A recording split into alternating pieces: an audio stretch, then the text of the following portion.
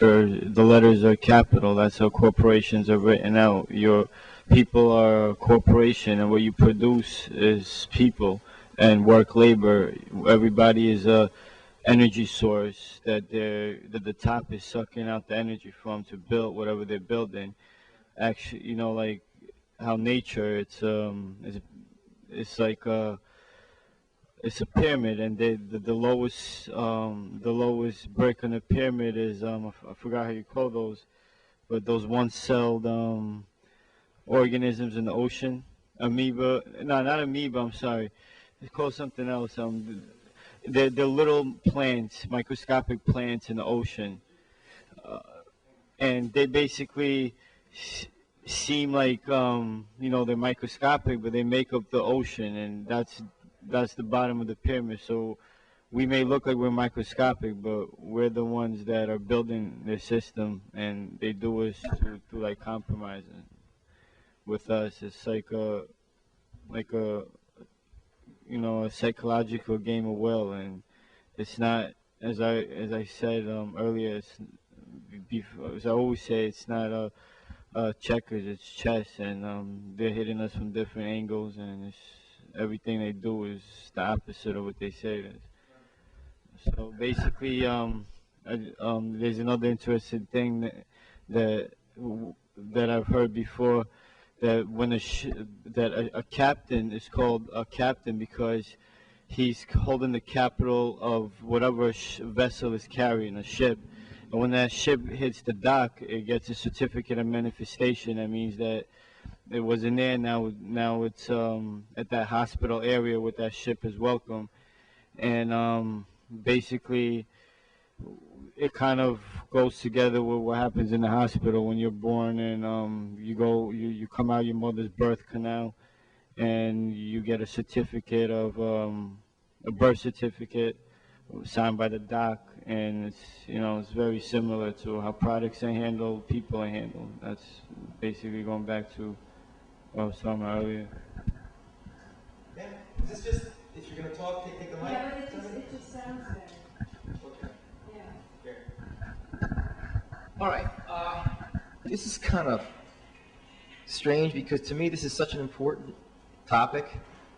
I mean, 9/11 we all know how horrible it was. And I lost friends in 9/11. I don't mean to minimize that in the least. But when you think about all the millions and millions of people that are dying, in these third world countries, and it's by the same, basically by the same greed. Yeah. Same intention. And what freaks me out is that a very, very small minority of people have managed to wield control, and they're accomplishing all this stuff, And in one sense, I think that 9/11 was the straw that broke the camel's back. It was I think that they have been doing all this stuff successfully, and I think, in my opinion, they got a little too big for their britches. They said, okay, now, we're pretty much controlling half the population, now we want to control all of it, so we're going to try this move, we're going to destroy, the Twin Towers, and I just think it was so stupid for them to do that and think they can get away with it, that this, in a way, is like our opportunity. I mean, I hate to say it that way because, like I said, I lost friends, and we all knew people who were gone. It's not even a quarter mile from here, But if those guys who died gave us any kind of gift, it was like, okay, this is your opportunity, to expose these guys now, So anyway, I think the problem is globalization. The troublemakers are the globalists, and they're the ones who are behind, who were influencing our government decisions, our government policies, and they're the ones who also control the intelligence agencies. And they're the ones who were behind, in my opinion, the attacks on 9/11. We're after the guys who are actually the globalists, But this movie we saw stems back. I think you heard. I think this movie stems back to England's globalization when it was a colony. I mean, when they created colonies around the world in the middle of the 1800s. I mean, America was a colony back in the 1800s, but China, I don't know, China, I mean, Asia was, India and all the other places was like the beginning of maybe a modernization of globalization and stuff. Because all these guys we saw, even the guys with Jewish names, had British accents. So I'm saying a lot of information, a lot of these people have been educated in the British system. And, and globalization had been very structurized back then. I mean, have we ever seen any other civilization before the British colonialization? Yeah. What? Well, the Viennese, yeah, the Romans, yeah, yes, right. But I'm saying, Take over the world. yeah. So I'm saying, well, we're talking about the Illuminati being the building blocks of the globalization. Back to as far as how far? Back to the Renaissance time or pre-Renaissance? We're talking about a lot of things. May I address the question? Yeah. Get back. All right. Here's my take on this, all right? You guys can chime in, I'll throw them on. Turn it off.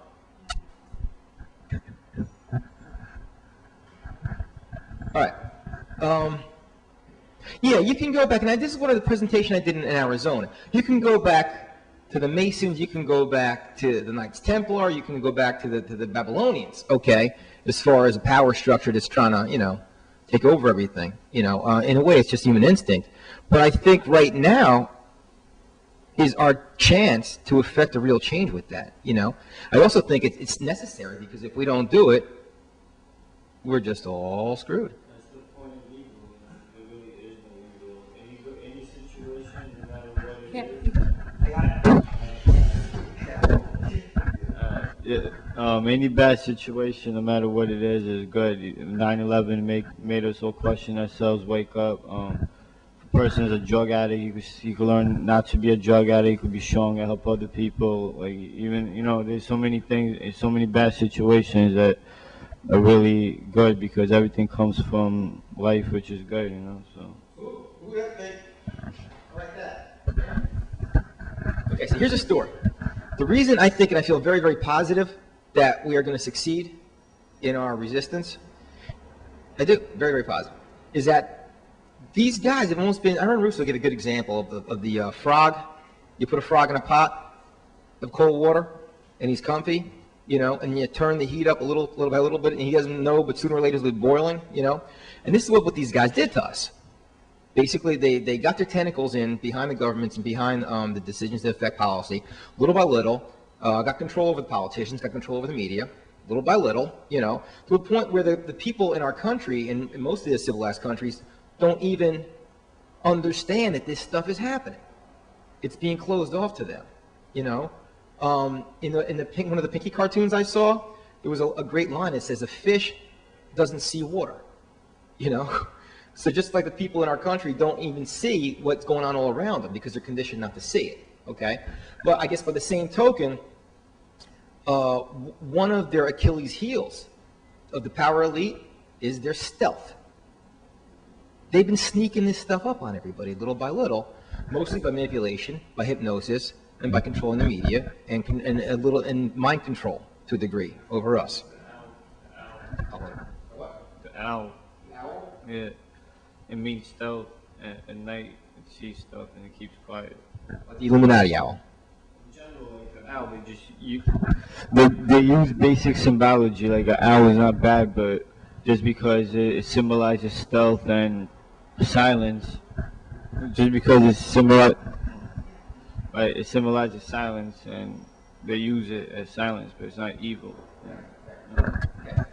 So now, that's their Achilles heel, because I guess if they were amassing troops like Hitler did with the goose steppers, all right, it would have got our attention, and we would have said, who the hell are these guys, building up this great big army that looks like they're going to take us over, They didn't.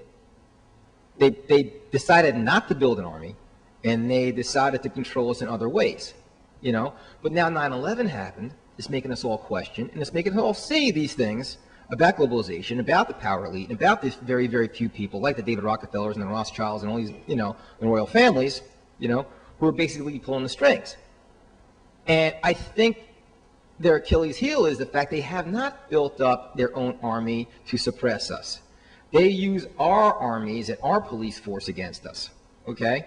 But little by little, our armies and our police forces are waking up.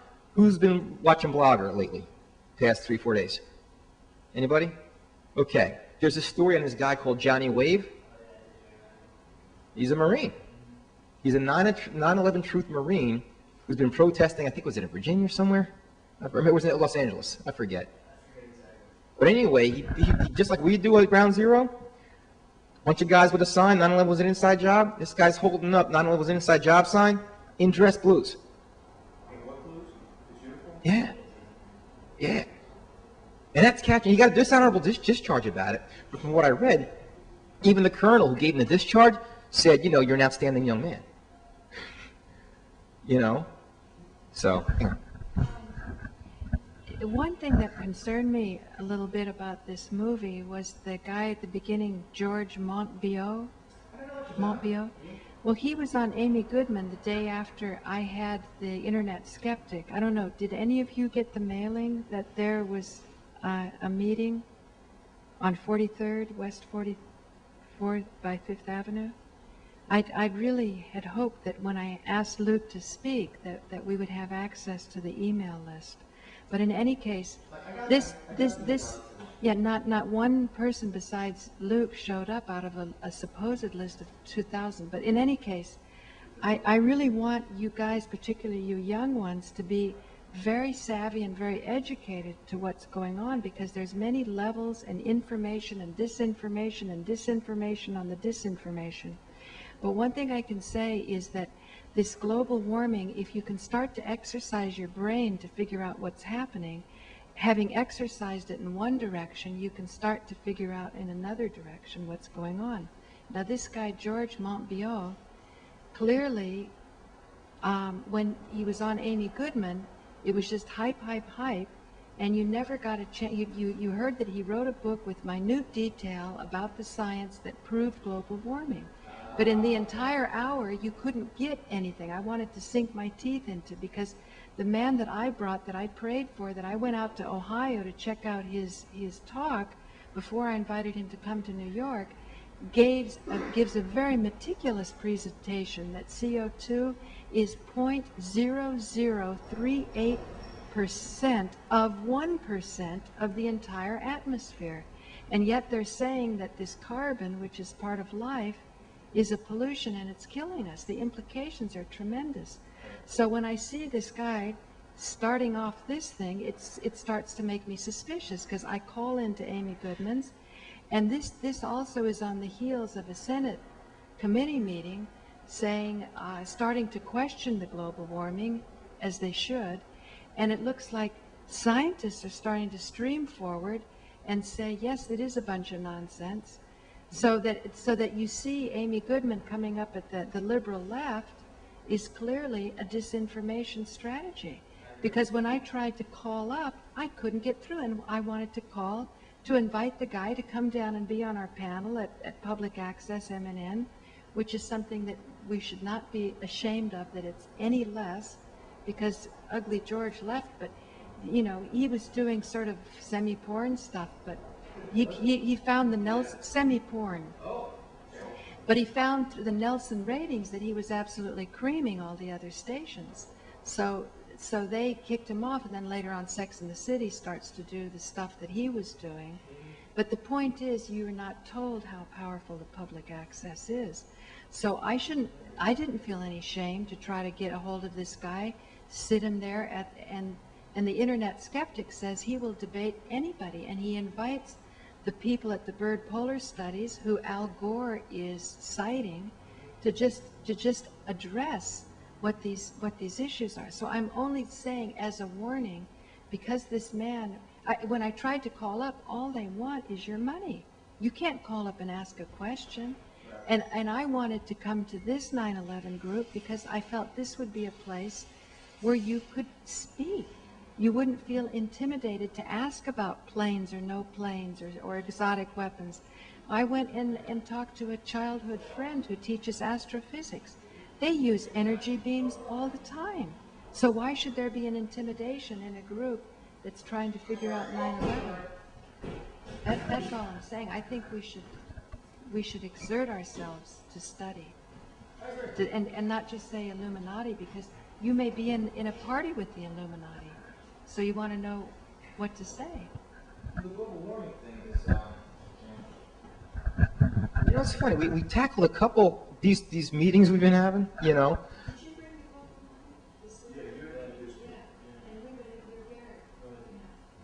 Yeah, I mean, Gary had a great meeting about global warming, and until then, and even to this point, I'm not completely sold, but it looks to me, yeah.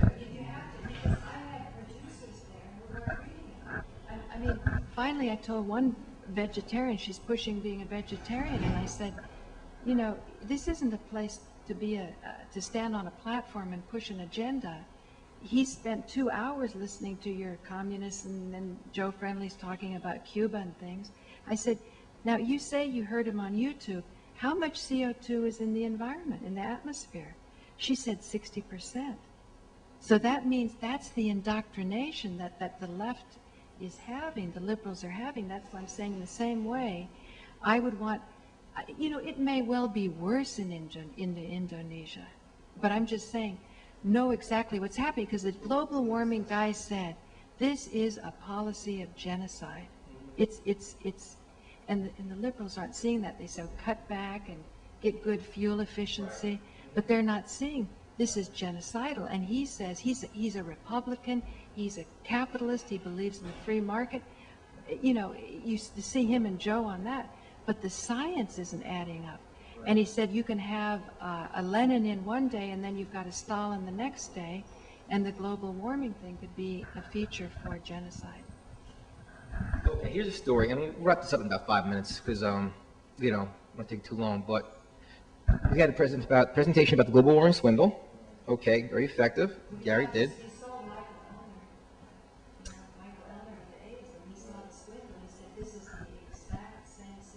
Right, this is the kind of thing I'm talking about. But what you got to do is produce good health, you see.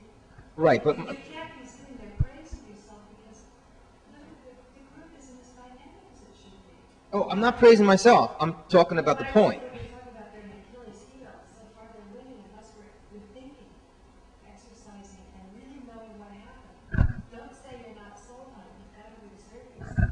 Okay, all right. And for 9/11, Let me put it this way.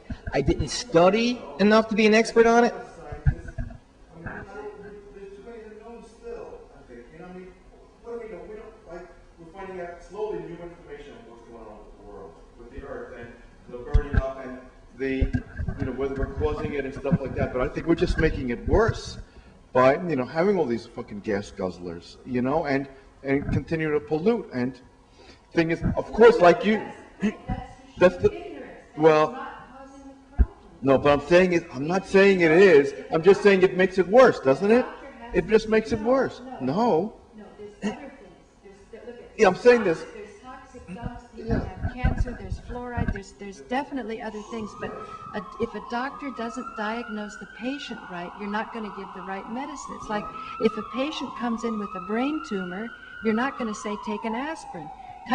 All they were talking on Amy Goodman is cars that get 100 miles a gallon. So that just gets the rich liberals who've got their money market funds thinking they're going to do a contribution, but they're not seeing what the real problem is.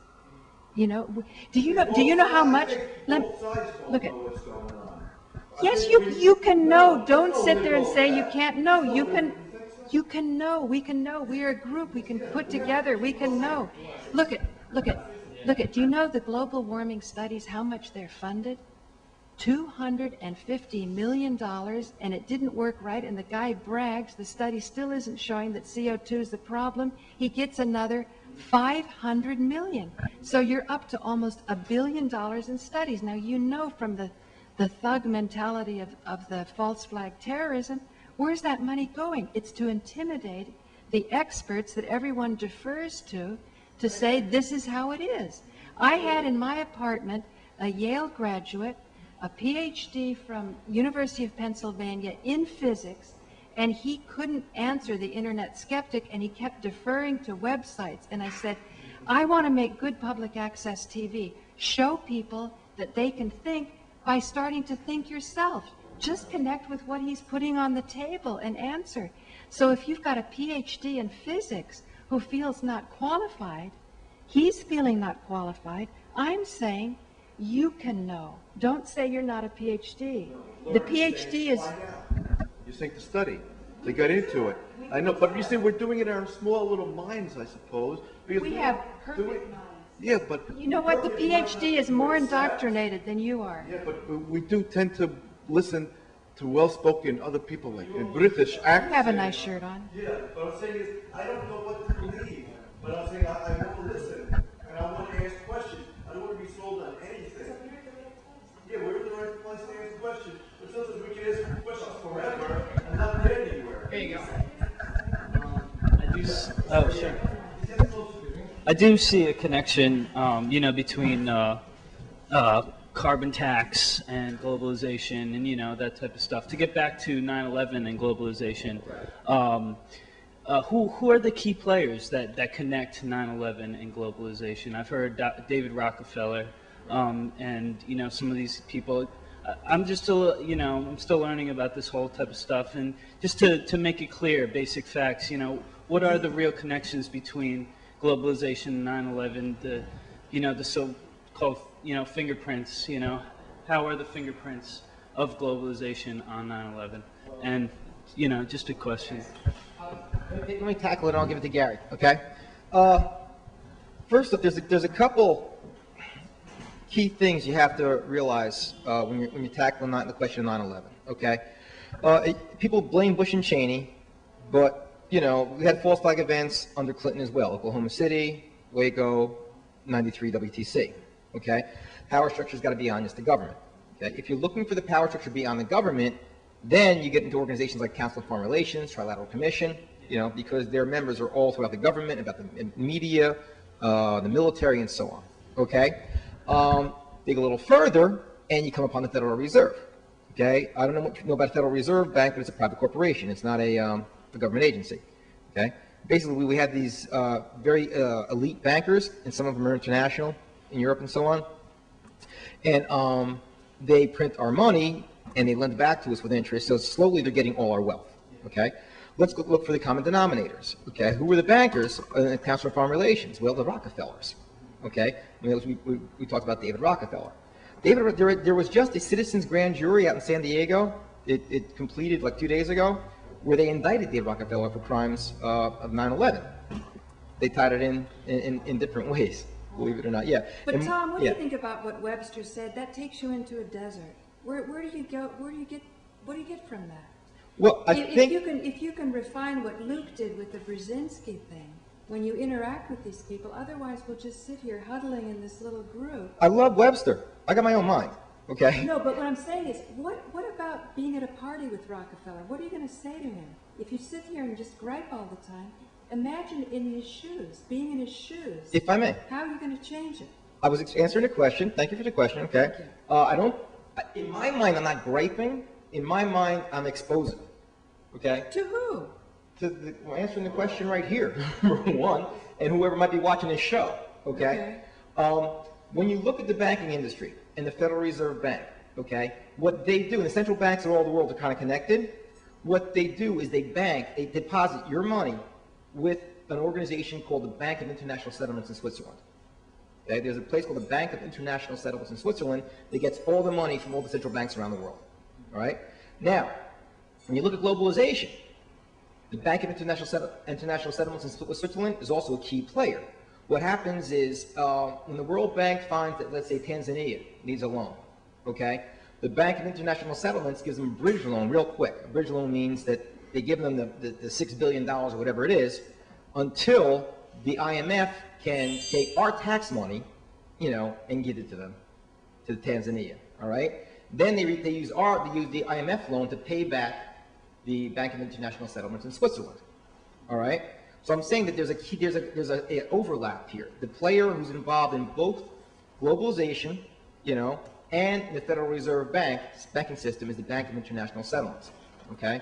So the reason I think that globalization and 9/11 are connected is because when you look at the core of power, okay, Again, you get those power structures: Trilateral Commission, Council of Foreign Relations, and the Bilderbergers. You know about them also, right? Okay. And what you get when you look at that, the people who are in charge of that are the financiers. David Rockefeller is the chairman emeritus of the CFR and the Trilateral Commission, and he is on the advisory council of the Bilderbergers. Edmund de Rothschild, who is a huge banker in the Rothschild family, was on the steering committee of the Bilderbergers. Okay, when you're trying to find out the people who actually have the power, who run these organizations, who run the financial institutions, and basically control our world, you can rule out 6 billion people. It's going to come to about 1,000. All right. So I mean, when you look, do yourself a favor and Google up Don Paul. All right. He wrote Waking Up from Our Nightmare. You hear that book? No. With Jim Hoffman? Okay. And he's the one who's pretty much into this, identifying David Rockefeller as a culprit in 9/11. You know, and then you can look at David Rockefeller and his part, as we just saw him in this movie, in the ongoing effort of globalization. Now the guy's 92, okay, but he's been doing this for a while. But it's not difficult when you look at the background of everything to find out who the people are who are running the puppets. Okay, the puppeteers are. Okay, I don't know how specifically I answered your question, but to do a little research on that. Back at the Council of Foreign Relations, Trilateral Commission, Bilderbergers, David Rockefeller, Henry Kissinger, Zbigniew Brzezinski, and Webster Tarpley's the expert on this. He was the one that started that. yeah, Webster's done a lot of research. Council on Foreign Relations and Trilateral Commission. Right, Webster's done a lot of research. He's just saying you have to be politically savvy now because you want to change. That's why he says 9/11 truth. Well, I disagree with him a little bit here and there. You don't believe in 9/11 truth? Paula, Come on, tell me. No, look no. at my shirt. We're on Of camera. course I believe in 9/11 What's truth, your but no, I got think you have to the go to lights the... right, the camera, the angles. You have to go to the root of the problem. What's the root of the problem? The way the world financiers have been taking over our countries. Doing it by globalization, not only with the IMF and the World Bank lending money, You're but looking right at David Rockefeller, right into this camera. Talk to him now. Right. I Well, swear, first off- I swear you are. Okay, he's probably They're my watching best me. viewers. Yeah, he's probably got my phone number, to tell you the truth. Fine. But the Talk point to is, him now. Come on, Tom. We're making great TV. David Rockefeller, the one thing that I feel for you I'm most not kidding. I'm is, not kidding you. I'm talking. The one thing I feel for you most is pity. Because I don't know what it would be like to be in a situation where you feel like you'd have to kill 80% of the population and be so concerned with population growth and eugenics as you are.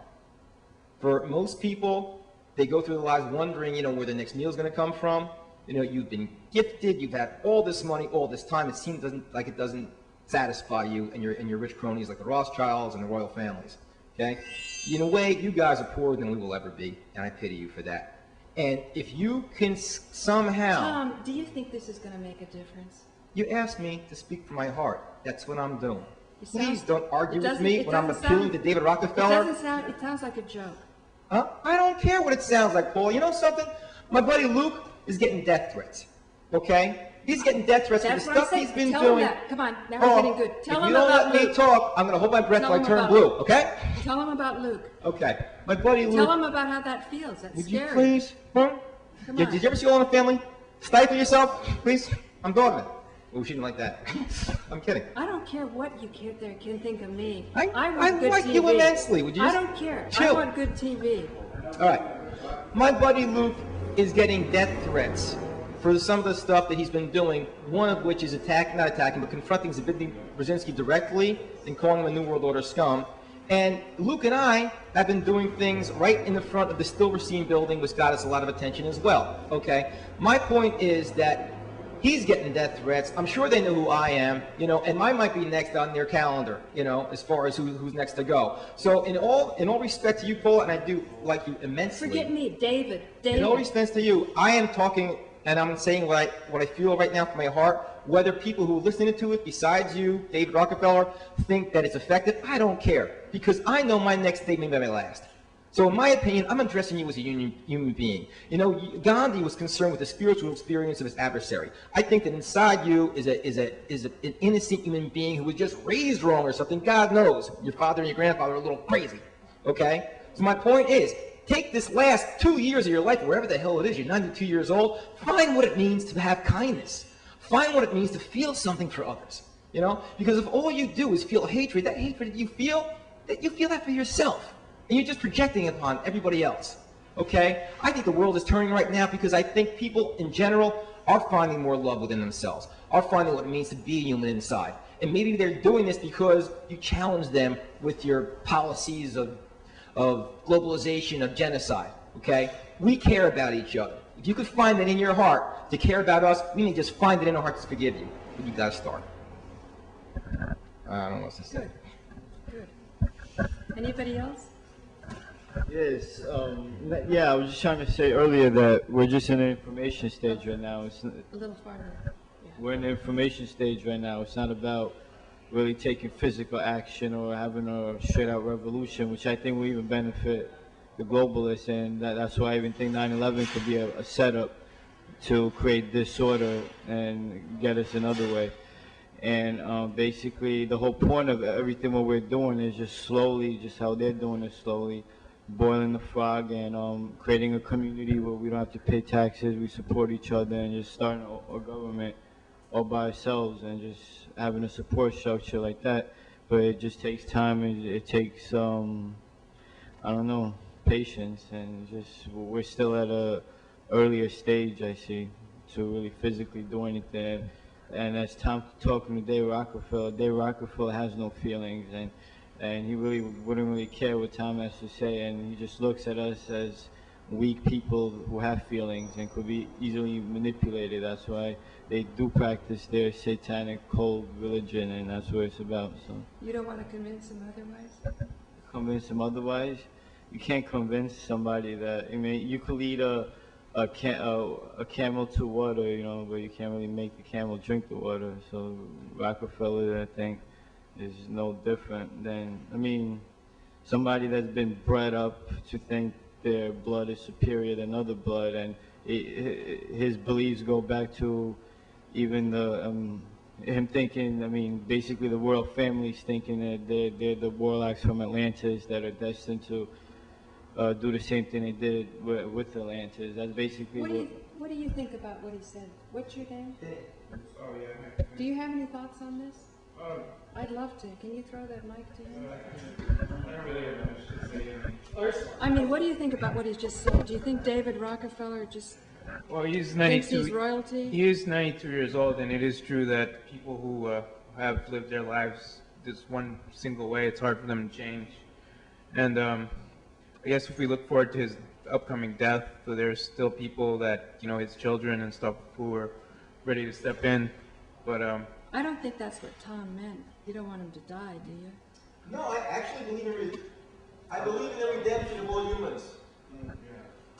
well, But how corrupt they are. Right? yeah, well, there's a slim chance for him, but he's pretty old now. I guess he's gonna keep getting reincarnated as a frog or something, and but I don't know. For the rest of us, I think a good thing for us to do is to just keep learning about who they are and what they're doing. And Did your family raise you up to believe in reincarnation?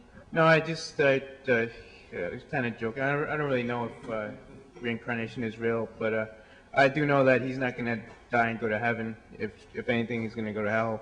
But What brought you to this group? I'm trying to learn about 9/11, and I just woke up to what's really happening the last year. And You found out about it a year ago? yeah, pretty much. So And you go to St. Mark's too? I used to, but But you find this a little more lively? yeah. So. Yeah. Okay. Thank you. Anybody else? You gonna say it? You gonna see, you guys have a little word for us? No, I really don't have anything to say. This is my first time here, so I decided just to stay quiet. I've known about the issue for a couple of years now, and I've just trying to act.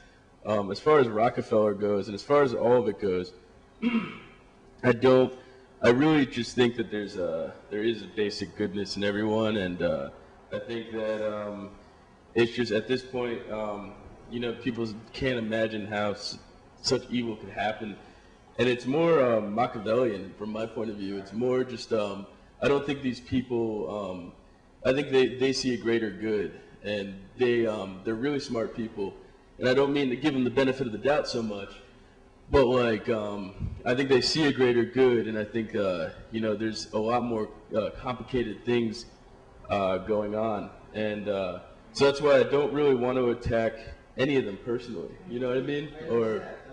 And I don't know which one to choose, because I think it is, you know, a conspiracy, and it's very complicated, and a lot of people involved, and you know, it's Machiavellian. So you know, I don't really blame.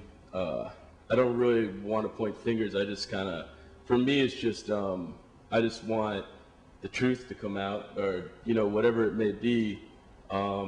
And I just, you know, I just think that right now, when you look around what's going on in the world, talking about globalization, you know, it seems so severe when you start studying it, and you feel so helpless. So I just feel like the best thing right now is just to act and give it exposure. You know, don't give them the stealth, you know, that they have.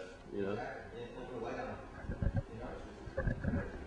I think we can't just look and listen to people who say the revolution's around the corner, because it's not.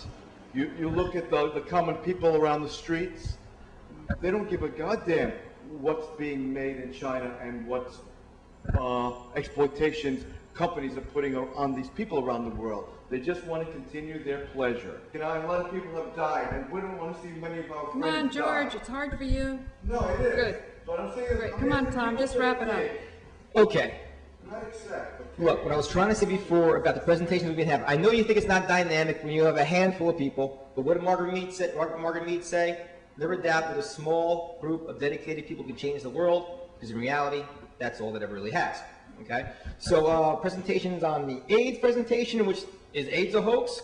Well, I'll tell you one thing, the people who are trying to kill people around the world, you know, they're benefiting by it. Okay? You know what's more alive to me is what did he said? What's your thought about what he said? I love it. He came really, in the guy who said that I can't say anything. He came in, It was a he came in gem. from Pelham Manor. He's a new guy here. You were talking about David Rockefeller. I was trying to get you to connect that he's really listening. Then Gary said, there's no way David Rockefeller will do anything because he's an Illuminati and he has royal blood. Then this guy here was sort of in the middle path, and then finally Pelham Manor brought up the slack. So I think between this room, there's huge potential. Oh, I think so too. I think it's I need explosive. to make a connection. To make a connection. Okay. All right. Well, what I was trying to say was that all the different presentations we've been having here, including tonight about globalization, kind of illuminate the fact that there's a small group of people, you know, at the heart of a lot of the world's ills. Okay. Now, personally, I think that this is a time of change on a mass scale. I disagree with George, and I have my own theory about it. I think that and Joseph Campbell, who you might know from anthropology class, said that the human race is on the verge of the greatest expanse of consciousness ever.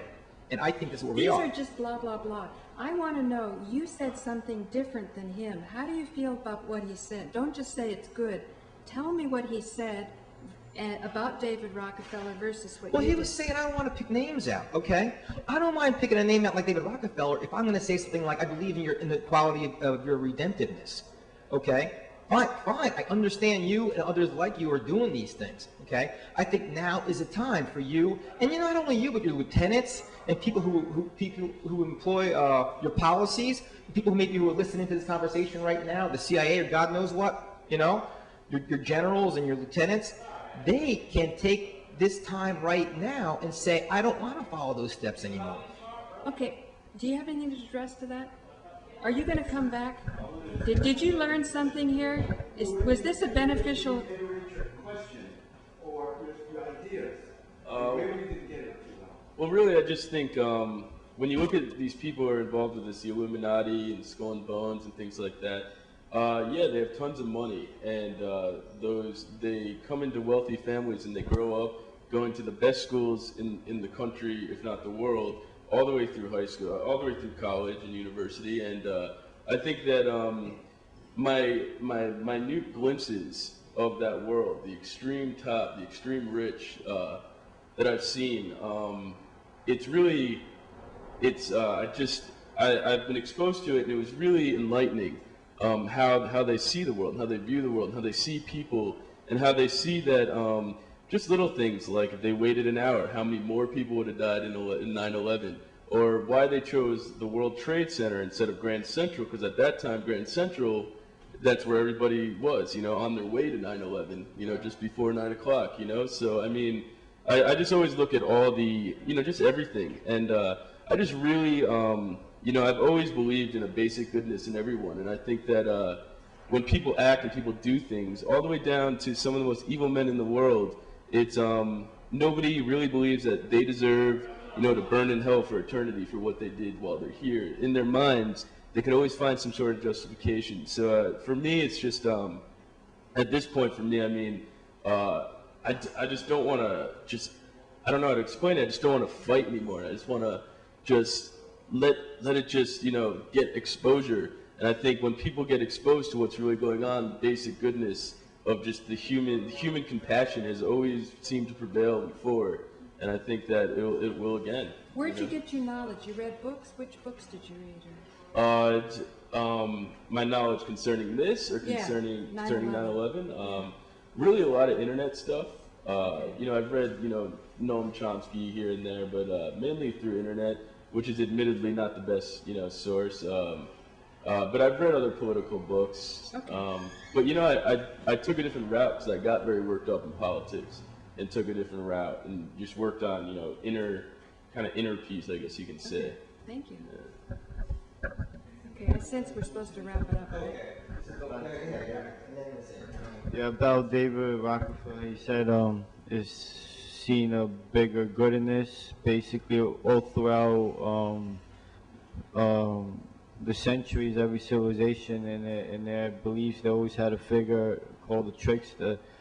And the trickster, he represents the fool card and the terror, and he usually is someone that plays tricks on people and has them question themselves and question reality. And that's exactly the role of what is being played out by a lot of these figures, and that's the bigger good they see, because if you look at the pyramid in the back of the dollar bill, it has 4 sides on the bottom base, but once you go up, it comes from one point. So that's exactly how they see it, but I still don't respect him for doing things the way he's doing it, though. Okay, what's your name again? Joe. You seem to love Joe's responses. I hope so Joe comes back, that's Okay, all. Are you so- coming back, Joe? Good. All right. Can't top Joe. I'm agreeing with him a No. lot. I believe the compassion of human beings is going to come out and it's going to take over. And I'm happy to be part of that in whatever small way I can be part of that. And Paula, thank you so much Thank for you, your Tom. dedication to truth. Thank you, Tom. Okay. Great.